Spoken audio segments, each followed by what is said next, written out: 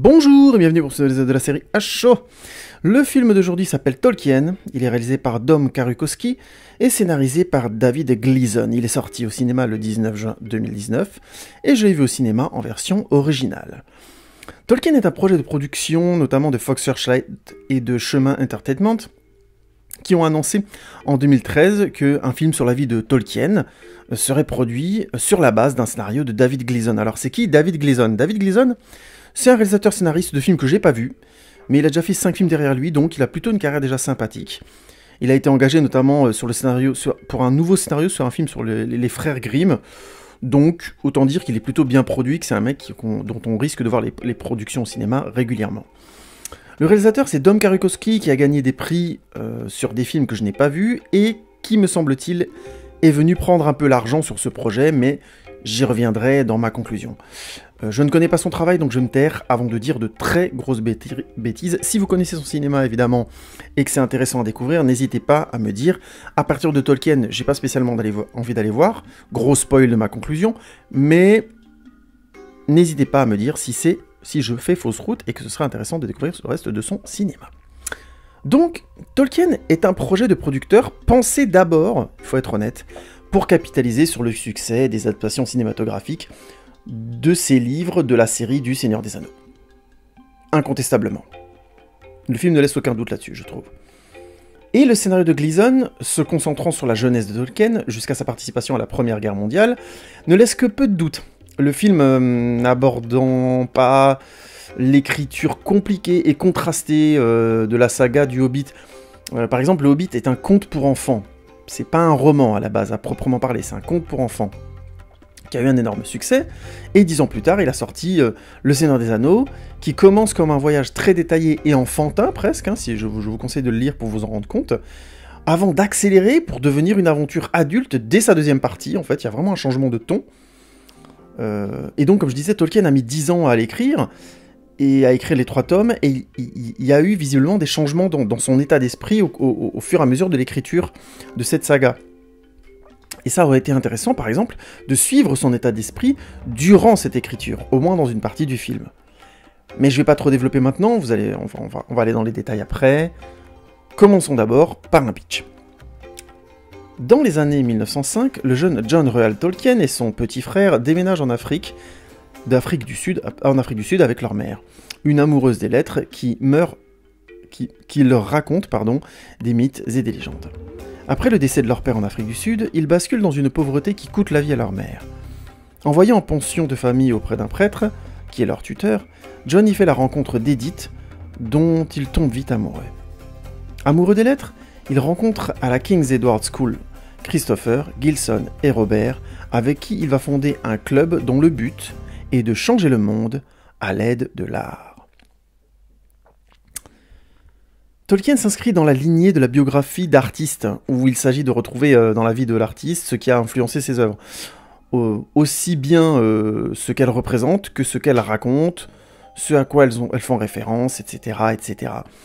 C'est un style qui recouvre beaucoup de biographies d'artistes, voire même un peu trop d'une certaine manière. On reprend la vie de l'artiste et on va fouiller dedans, qu'est-ce qu'il y a, grosso modo, qu'est-ce qu'on pourrait interpréter comme une influence, un élément important, qui a fait que son œuvre in fine, que tout le monde connaît en général, on fait ça plutôt sur des artistes qui ont eu un succès international reconnu, comment ces éléments ont créé l'œuvre que le spectateur a connue avant de découvrir cette biographie, puisqu'on est typiquement dans ce cas-là. Personnellement, j'en ai vu un certain nombre, ce type de biographie. Surviving Picasso avec Anthony Hopkins, Balzac, le téléfilm avec Depardieu, Amadeus évidemment de Milos Forman, Chaplin avec Robert Downey Jr., etc., etc. Et il me semble que les biographies qui m'ont le plus marqué sont celles qui aiguisaient un peu plus leur point de vue, qui se, entre guillemets, contentaient pas de prendre juste une période et de dire, ou de prendre toute la vie et de dire, voilà, il s'est passé ça a certainement influencé comme ci, comme ça. Qui essaie d'aller un poil plus loin. Par exemple, évidemment, il y a Amadeus qui choisit un point de vue fictionnalisé de quelqu'un qui déteste Mozart et qui est même en compétition avec lui, donc c'est tout de suite un point de vue très aiguisé. C'était tiré notamment d'une pièce, je crois d'un roman et d'une pièce qui assumait complètement de fictionnaliser la vie de Mozart, mais qui en même temps donnait du coup un éclairage très intéressant et très aigu avec un point de vue très tranché sur ce qu'était Mozart ou comment il a mené sa vie, ce qui fait que c'est beaucoup plus intéressant qu'une biographie dite classique, où on cherche grosso modo où se trouve le génie. Ou encore dans Truman Capote, on se concentre essentiellement sur l'écriture du livre, de son livre De sang-froid, le livre qu'il a fait connaître. Hein.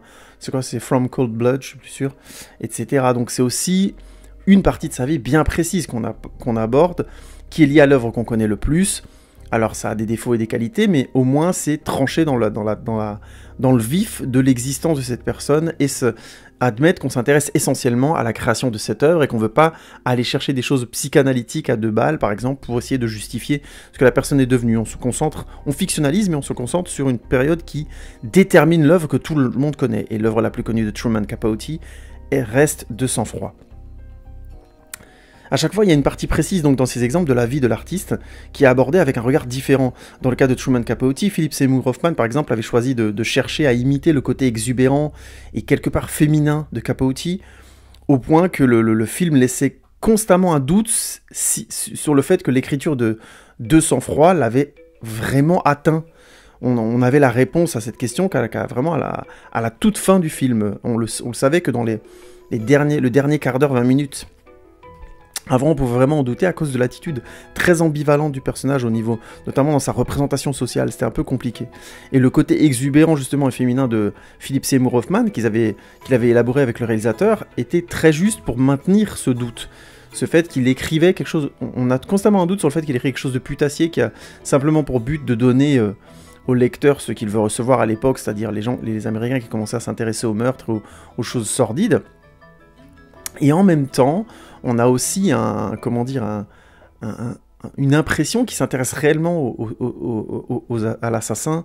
Bref, je vous conseille de le voir si vous ne l'avez pas vu, mais vous comprenez l'idée. C'est tout de suite un angle qui est assumé et qui est très aigu sur ce personnage, sur le génie que pouvait avoir Truman Capote, notamment pour écrire ce genre de livre. En ce sens, Tolkien a des qualités. Le film se concentre sur ce qui a influencé l'artiste avant qu'il ne le devienne, qu'il devienne le grand Tolkien, et a tout son temps pour nous faire rencontrer Tolkien. Edith et son groupe d'amis amoureux des arts et des lettres, par exemple, on a vraiment le temps de savoir qui ils sont, d'où ils viennent, et ainsi de suite. Le casting en ce sens impeccable, je trouve, Nicholas Hoult et Lily Collins en tête, évidemment, dans les rôles titres, mais Anthony Boyle, Patrick Gibson et Tom Glynn-Carney, que j'ai vu parfois dans d'autres séries, mais honnêtement, ça m'avait pas marqué. Je les ai trouvés instantanément crédibles en jeunes hommes aisés des années d'avant-guerre en Angleterre. J'ai cru d'emblée. Évidemment, les costumes et les décors jouent énormément. J'ai trouvé le taf absolument parfait parce que crédible. Je ne sais pas si c'est cohérent par rapport à l'époque, mais je m'y suis cru tout de suite et je trouve à aucune seconde se pose la question de la vraisemblance de l'histoire. Le contexte social du film, avec les grandes différences entre les classes sociales basses et élevées, et l'importance de la religion, sont parfaitement retranscrits aussi, à travers le personnage de Tolkien, évidemment. Les scènes où Tolkien et Edith sont humiliés, par exemple, parce qu'ils sont rejetés de l'opéra, cette scène-là, par exemple, elle est très parlante, elle évoque très bien l'importance des classes sociales, de l'étiquette, et donc d'être riche à cette époque, en quelque sorte, tout fait partie de l'aristocratie, plus simplement. Ou encore, il y a les différentes difficultés que Tolkien rencontre pour financer ses études, en contraste à ses 3 copains qui sont eux aisés. Là aussi, on comprend clairement le point de vue du film et la vraisemblance qu'il a su mettre dans le contexte de cette époque. On est devant du coup une biographie d'époque crédible et plutôt prenante, les difficultés de Tolkien étant bien retranscrites globalement. Mais là où le film essaye d'être vraiment, entre guillemets, original, c'est dans le traitement de l'écriture. Tolkien était passionné des lettres anciennes et des langues germaniques notamment, mais aussi de création artistique. Il s'amuse très tôt dans sa vie à créer de nouvelles langues. Une scène de dîner notamment entre Tolkien et Edith est dans ce sens intéressante. Tolkien estime que par exemple la beauté du mot vient de sa sonorité et que les choses s'appellent selon le son qui leur ressemble. À cet endroit-là où Edith estime que les mots n'ont de réelle force que par le sens qu'il leur est attaché. Tolkien invente ainsi des mots et la séquence joue du fait que leur rapprochement est d'abord intellectuel puis sensuel. C'est une belle idée globalement, puisque Tolkien réutilisera la pensée d'Edith sur le sens des mots pour convaincre un professeur de l'accepter dans un cours de langue ancienne. Je sais plus lequel exactement, hein, franchement je m'en souviens pas. Mais je trouvais que c'était intéressant parce qu'on voyait vraiment qu'ils ont une union d'abord intellectuelle sur un sujet qui les touche tous les deux, puisque Edith est aussi très intéressée par la littérature, et au point que Tolkien va avoir une transformation, une évolution de sa pensée, et reprendre les arguments justes de Edith. Le premier problème du film, à mon sens, arrive à ce moment-là, si j'aime beaucoup l'idée de se concentrer sur le travail de la langue chez Tolkien, il y a 3 ou 4 langues quasi complètes, hein, pour la petite parenthèse, avec une orthographe et une grammaire, etc., dans Le Seigneur des Anneaux. Alors elles sont pas parfaites, il y a des erreurs, il y a des linguistes qui se sont posés là-dessus depuis longtemps, et qui ont expliqué que voilà, ça fonctionnait pas très bien, mais il faut dire, il les a clairement inventées avec une orthographe et tout, les langues elfiques, tout ce que vous voyez dans Le Seigneur des Anneaux a une vraie cohérence, une vraie existence, une vraie chair. Alors je sais que les films du Seigneur des Anneaux et du Hobbit ne rendent pas tellement justice à ça, à cette vraisemblance-là, puisqu'on s'y attarde très très peu, mais quand on lit les livres et les appendices notamment, c'est impressionnant à cet endroit-là, le niveau de détail du travail de Tolkien, et donc la densité qu'il a réussi à donner à cet univers. Mais malheureusement, tout ce travail de la langue chez Tolkien, dans le film Tolkien, le film donne finalement peu d'enjeux visuels à la langue. On aurait pu jouer sur les écritures à l'écran, sur le geste de l'écriture, sur le jeu intellectuel autour de l'écriture entre les personnages. Par exemple, alors c'est un peu ce que le film fait, mais finalement, c'est sans enjeu visuel, c'est simplement des chants contre chants, des dialogues. Il y a, dans ces moments-là, où ils discutent vraiment de ce qu'est la langue, il y a très très peu d'idées visuelles, voire quasiment aucune. Aucune qui m'ait marqué, en tout cas, pour que je m'en souvienne aujourd'hui, c'est ça qui est vraiment dommage. Au final, le film ne propose rien, il me semble, à cet endroit, et ça l'affaiblit beaucoup, selon moi. Ça lui enlève beaucoup de singularité, parce que si on voulait parler de quelqu'un qui est philologue, qui s'intéresse vraiment à la langue, au point de se poser la question de sa sonorité, de son rythme, de tout ce qui crée une langue, de son écriture, de la forme de son écriture, de comment elle est communiquée, de comment elle est transmise, de comment elle est racontée, ou de comment on a des informations entre guillemets administratives ou plus littéraires dans cette langue, toute la culture que ça veut dire autour, le fait qu'une langue est un vecteur central de création d'une culture et de densification de cette culture, c'est aussi une manière de, quand on commence à écrire, on garde une trace, donc ça a vraiment une force et plusieurs éléments très forts à utiliser en termes visuels, et le film en fait on n'utilise aucun, on les voit juste en parler. À la limite on les voit prendre des notes, mais c'est très très fugace, enfin il n'y a pas d'enjeu visuel sur ce thème qui est pourtant visiblement très important du point de vue du scénariste et du réalisateur. Et ça c'est vraiment un endroit où ils ont raté quelque chose à mon avis, puisque Tolkien est connu pour ça, il y avait vraiment quelque chose à créer, et Le Seigneur des Anneaux tient beaucoup de sa force sur cette source et cet intérêt de Tolkien pour les langues, la création des langues, la création de toute une culture autour de l'écriture et de la langue. Et ce problème se double d'un autre souci, c'est que le film marie essentiellement l'imaginaire du Seigneur des Anneaux à l'expérience de Tolkien durant une séquence fil rouge du film, de la Première Guerre mondiale. Alors l'idée n'est pas mal utilisée, hein, avec notamment un fil rouge qui montre Tolkien rechercher l'un de ses amis dans les tranchées, et donc se souvenir en flashback de sa jeunesse, ce qui nourrit le film. Ce qui crée une tension intéressante dans le film, de savoir si cet ami est vivant ou mort. De plus, évidemment, l'imagerie du Seigneur des Anneaux apparaît dans ce contexte de guerre réussi, et c'est réussi et c'est plutôt fort à l'écran, avec notamment le contexte de guerre est vraiment bien, c'est-à-dire qu'il y a des explosions, des morts, des monceaux de cadavres dans la boue, des fumées toxiques, etc. On se croit dans les tranchées, je trouve que ça fonctionne très très bien. Il y a une certaine urgence, même si le film, je trouve, n'est pas toujours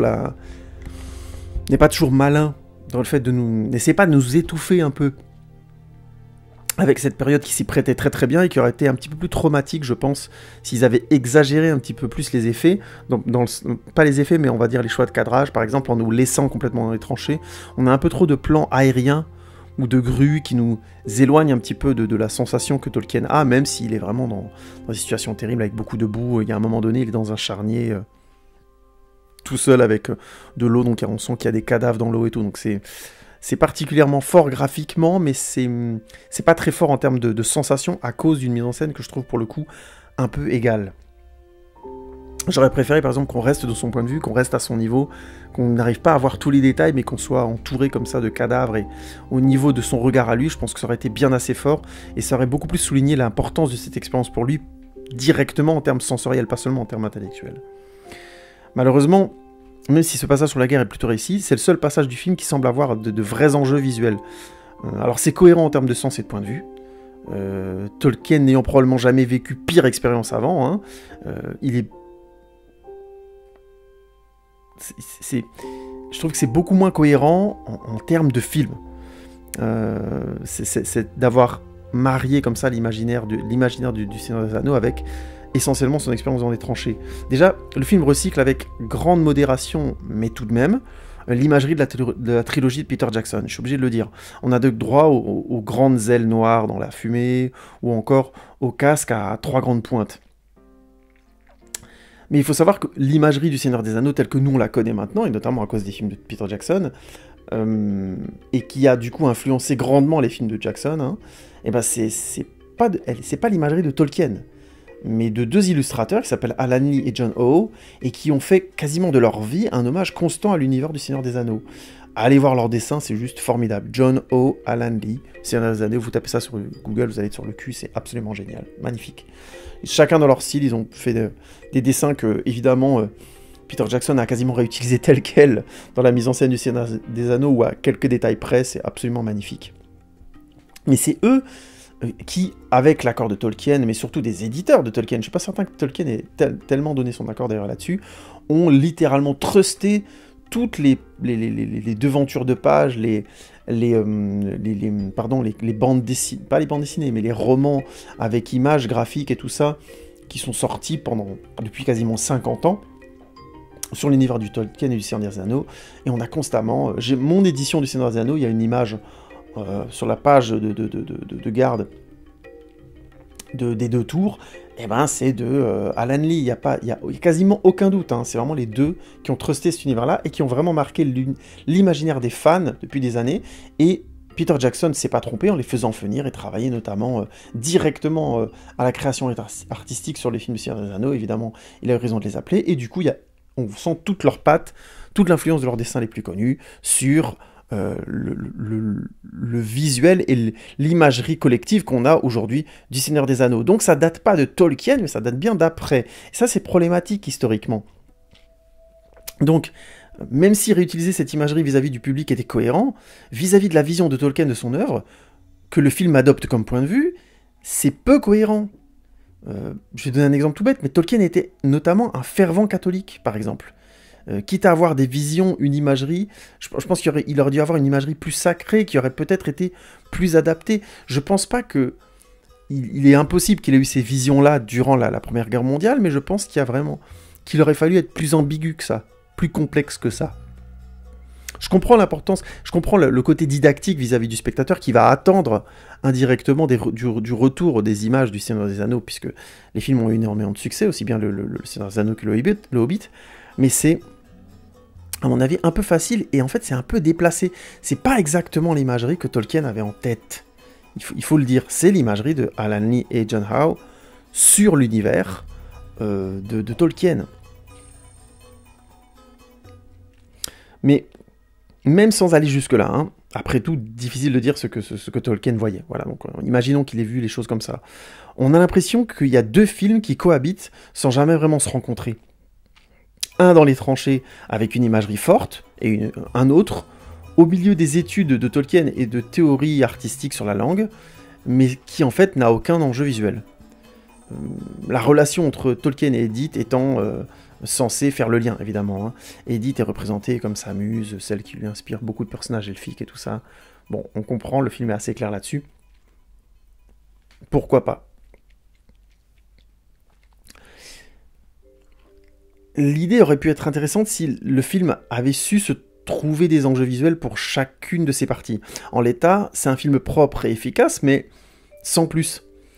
Qui côtoie un film de guerre avec une pointe baroque plutôt réussie. Voilà, en grosso modo, le film se découpe comme ça. Mais il y a beaucoup plus d'histoires qui se passent. La guerre, c'est finalement, on va dire, 15-20% du film, alors que la partie la moins intéressante visuellement, je pense, occupe 80% du film. Et c'est problématique parce que cette partie manque d'enjeux visuels, malgré ses qualités. Et je pourrais m'arrêter là, mais il se trouve que j'ai été un grand fan de la trilogie de Peter Jackson, que j'ai regardé les making-of de ces 3 films. Alors, je crois qu'il y a plus de 20 heures ou je sais plus, entre 8 et 20 heures de making-of par coffret DVD, j'ai tout regardé. Et oui, j'étais complètement barré, j'avais le temps à l'époque, et surtout, c'était passionnant, absolument passionnant à regarder. Je vous les conseille, d'ailleurs, c'est souvent des making-of très très bons. Alors, il y a des making-of de merde, hein, comme La Communauté des acteurs, où on essaie de vous vendre que les acteurs s'entendaient tellement bien, que la communauté, en fait, a existé dans la vie, machin, blablabla, que on voit carrément Elijah Wood utiliser vraiment du texte de communication, de marketing, hein, c'était vraiment du genre, vous savez, l'acteur qui joue Sam a vraiment été Sam pour moi, oui, genre de conneries, quoi. Donc bref, c'est vraiment absurde, c'est vraiment pas les meilleurs making-of. Par exemple, tout ce qui est présentation de ce qu'ils ont appelé les maxitures, les bigators, donc les maquettes à taille 1/4, enfin des choses à taille 1,50, ou les présentations des costumes, des cascades, tous les making-of qui s'intéressent vraiment à la technique, à la création du montage, sont extraordinaires. Il y a un making-of par exemple qui s'appelle Jusqu'à la fin du monde, qui sont le quadruple DVD, qu'est-ce que je raconte, du Retour du Roi, qui explique la toute fin de création du film, où on comprend que le film, le calcul de rendu du film final est fini 1 heure avant l'envoi de toutes les bobines dans le monde entier du film. Enfin, c'est n'importe quoi. Je vous conseille vraiment de voir ça. La plupart des making-of sont passionnants. Alors, ils ont eu l'idée aussi de rendre hommage à un jeune stagiaire qui avait été sur leur film, qui s'appelle Cameron Duncan. Moi, honnêtement, j'ai pas trouvé ça très intéressant. C'est un mec qui a fait des courts-métrages, il avait le cancer, donc ça les a beaucoup marqués. Il a réussi à faire ses courts-métrages et il est mort avant que le film sorte, si j'ai pas dit de bêtises. Donc, ils lui ont rendu un bel hommage. Donc, ils ont estimé que c'était ça l'état d'esprit, en quelque sorte, qui avait animé l'équipe de Seigneur des Anneaux. Honnêtement, perso, vu la qualité des courts-métrages qui sont bien, mais que j'ai pas non plus trouvé ça incroyable, c'est bien. Faudrait peut-être que je les revoie un jour, hein. Ça fait longtemps que je les ai pas vus, mais j'avais trouvé que c'était pas forcément essentiel et que ça avait pas forcément lieu d'être là. Bon, à l'époque où les films sont sortis et tout ça, YouTube, ça n'existait pas, donc c'était bien vu. C'est pas des choses qu'ils auraient pu faire passer en à côté. Donc voilà, il y a quand même des petits à côté que je trouve pas forcément passionnants, même si j'ai énormément de respect pour le gars et tout ça, il est mort avant tout que le film se finisse, il a participé, il a réussi à faire des films alors qu'il avait le cancer et tout, donc c'est vraiment fort, hein. Les messages des films sont forts, faut être clair. Mais bon voilà, c'était pas forcément la chose la plus passionnante, excusez-moi, j'ai un peu dérivé. Tout ça pour dire, c'est des making-of passionnants, je vous les conseille vraiment si vous voulez avoir de très bons making-of sur des gros projets, Le Seigneur des Anneaux étant un projet complètement fou. Et j'en profite de cette vidéo sur Tolkien pour dire que cette année, pour le Noël, je vais essayer de faire les 6 films du Seigneur des Anneaux, et de revenir dessus avec une review par film. On va bien s'amuser. J'aurai bientôt fini, j'espère finir avant la rentrée, la rétrospective sur Harry Potter, d'ailleurs, pour la petite parenthèse, que j'ai pas fini, puisqu'il reste encore les 2 derniers films à faire. Je ferme la parenthèse. Donc, tout ça pour dire que je connais un petit peu Tolkien quand même, puisque dans les making-of, il y avait notamment une histoire, toute une partie biographique sur lui, comment les auteurs avaient abordé son livre, comment Peter Jackson avait réussi à obtenir les droits de Tolkien de son vivant, plein de choses comme ça. Non, pas de son vivant, pardon, des ayants droit de Tolkien et tout ça, enfin bref, que ça avait été très important, que c'était très compliqué, blablabla. Et surtout, vu que je connaissais Tolkien, je m'étais demandé qu'est-ce qui avait pu amener un catholique anglais à créer une histoire et un univers aussi singulier et novateur, qui allait influencer, en fait, à l'époque, tout un genre durant le demi-siècle suivant. C'est toujours impressionnant de voir à quel point l'heroic fantasy est influencé d'abord et avant tout par l'univers de Tolkien. Et là, même si je comprends ce qui a pu pousser Gleeson à se concentrer sur la jeunesse de Tolkien, il y a trop d'anecdotes de sa vie ensuite, pendant qu'il écrivait Le Seigneur des Anneaux et après, qui auraient mérité d'être dans ce film, qui auraient mérité d'être dans un film qui s'appelle Tolkien. Comme je le disais avant, Tolkien a fait drastiquement évoluer son écriture durant le processus d'écriture du Seigneur des Anneaux. Il y a différents éléments qui l'ont clairement influencé, comme par exemple la Seconde Guerre mondiale, son catholicisme qui est devenu assez radical en vieillissant, ou encore le club de lecture qu'il fonda ensuite à Leeds, et dont par exemple C.S. Lewis, l'auteur du Monde de Narnia, fut un membre actif. Ils étaient potes pendant longtemps, et puis ils sont plus ou moins été en froid après. Enfin, tout ça, ça l'a beaucoup influencé dans l'écriture du Seigneur des Anneaux et dans les choses qu'il a écrites entre et après. Pour les anecdotes, Tolkien a écrit d'autres livres entre Le Hobbit et Le Seigneur des Anneaux, par exemple. Ou encore, donc il est passé par des phases où il a arrêté d'être dans cet univers-là pour écrire d'autres choses. Ou encore, il écrivait des lettres du Père Noël à ses enfants, il inventait d'autres choses. C'était un mec qui qui avait un rapport à la langue et à l'écriture très riche, très versatile. Ou encore, il a jalousé ouvertement d'ailleurs le succès de C.S. Lewis, lui reprochant son anglicanisme par exemple, puisque Lewis est devenu catholique pendant un moment, puis il est retourné vers l'anglicanisme, ce qui a mis un gros froid entre lui et Tolkien, et on pense que Tolkien notamment était assez jaloux parce que le monde de Narnia a eu énormément de succès, alors que le Seigneur des Anneaux à ce moment-là avait du succès, mais est devenu vraiment un phénomène ensuite. Donc tout ça c'est intéressant, je pense pas que les gens ont écrit que Tolkien était jaloux juste pour raconter des histoires, il y a visiblement une base de vrai, il y avait des parts d'ombre chez ce mec, c'est ça que je veux dire. Ce que je pointe là, c'est le fait que Tolkien avait aussi de vrais défauts. Le film évoque le fait que Tolkien pouvait être jaloux et égoïste concernant sa femme, mais à part ça, on est face à un portrait de génie, encore une fois, dans le film. C'est un vice des biographies classiques, hein, transformer son personnage en héros immaculé. Et malheureusement, le film Tolkien tombe dans ce piège, franchement. Mais c'est encore plus dommage quand on connaît un petit peu Tolkien, parce que l'homme était très complexe, de son époque aussi, mais il a tout de même créé une œuvre très avant-gardiste sur ses principes moraux et sociaux, avec par exemple une importance centrale donnée à la nature, aux héroïnes actives et combattantes, etc., etc. Il y a vraiment quelque chose en avance de son temps quand il a sorti Les Seigneurs des Anneaux. Et ça aurait dû être présent dans un film qui porte le nom Tolkien. Ça aurait été intéressant de voir que, par exemple, il le pensait pas, par exemple, que lui-même se rendait pas compte à quel point c'était différent, ou s'il s'en rendait compte, peut-être qu'il l'aurait présenté d'une manière qui aujourd'hui aurait été contrastante, et on se serait dit, en fait, il a peut-être mis des héroïnes femmes parce qu'il était paternaliste avec sa propre femme, comme on le voit un peu dans le film, donc c'est dommage d'avoir pas voulu creuser ça, alors qu'il y avait vraiment des éléments dans la vie de ce mec pour aller au-delà de ça. Dommage vraiment que Gleeson n'ait pas senti au scénario, ou osé d'ailleurs, s'aventurer sur cette ambiguïté. Comment peut-on, par exemple, prôner un avant-gardisme social et prôner comme mode de vie intime le catholicisme? Vous voyez ce que je veux dire? Il y a vraiment des contrastes, des vertiges chez ce mec, entre sa vie et son œuvre, entre ce qu'il a affirmé et ce qu'il a écrit, qui sont très intéressants, ou bien des choses à l'inverse, en adéquation. L'histoire de John et Edith avait bien plus, à mon avis, à nous offrir en ce sens, par exemple, qu'une histoire romantique et plutôt cool, et plutôt bien écrite. Notamment, on voit qu'il y a un passage, notamment, où ils se séparent plus ou moins parce que John veut quand même aller faire l'université, il est obligé, il est poussé par son précepteur, le prêtre, de plus ou moins rompre avec Edith, et c'est pas mal dans le film, abordé dans le film, c'est plutôt bien. C'est plutôt une belle histoire. Mais ça pouvait aller beaucoup plus loin quand on connaît un petit peu la vie de Tolkien, un tout petit peu. Alors je comprends pas pourquoi Gleeson a voulu absolument s'arrêter à ça.